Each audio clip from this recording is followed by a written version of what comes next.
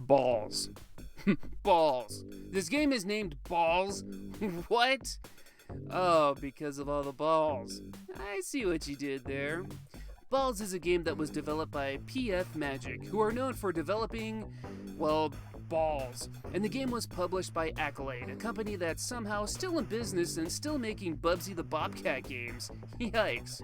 So, Ballz, also known as Ballz 3D, is a 3D fighting game that was released in 1994 for the Super Nintendo and Sega Genesis. I remember playing this game back in the day on the Genesis, so that's the version I'll be reviewing.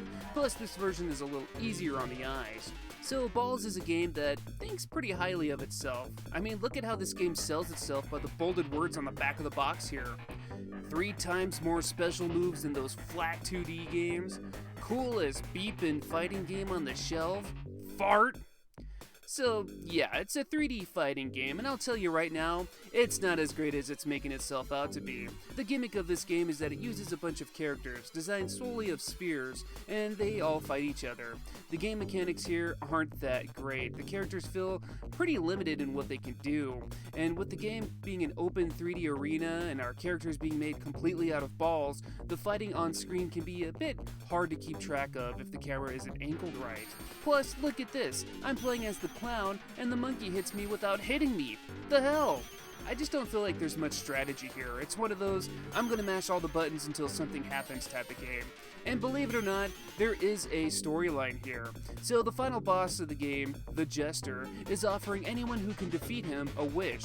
You must defeat all of his lackeys as well as the rest of the roster, and then him. Speaking of the roster, let's take a look at these characters. There's Kronk the Caveman, Boomer the Clown, Bruiser the Bodybuilder, Turbo the Superhero, Tsunami the Sumo, Yoko the Monkey, Divine the Ballerina, and Crusher the Rhino guy thing.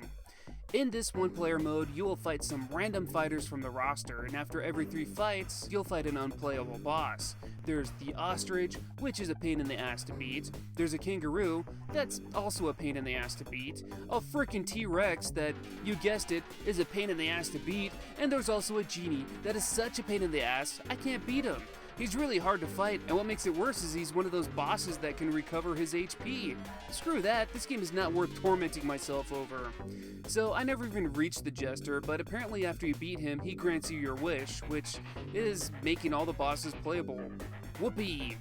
So at the end of the day, Ballz is not a great fighting game. I've played worse, but they weren't worse by much. The game's only saving grace is its uniqueness. I'll admit, I think the idea is kind of charming in its own way. Characters designed solely of a single colored sphere sounds pretty boring, but no 2 characters are alike. The monitors that play in the background are really weird though, like distractingly weird. Look at some of the weird imagery that appears. What were they smoking when they made this? Oh, and I gotta talk about this game's main theme. Listen to this. Oi! Oi! Oi! Hey! Hey! Oi! It just goes on and on with weird-ass sound effects. And you can tell how proud the developers are of this song because it plays at the title screen, it plays when you're selecting a character, and it plays every damn time you win a fight. And the worst part is, I keep getting this stupid song stuck in my head now. Another interesting thing to note is that the Super Nintendo version of the theme song is a bit different. It's a lot more sexual. Oi! Oi! Oi! Did they just say rape? Ballz is very much a product of its time, and I mean that in the worst way. I appreciate the visual creativeness, but the not-so-great gameplay and overuse of sexual innuendos really kills any reason to revisit this game.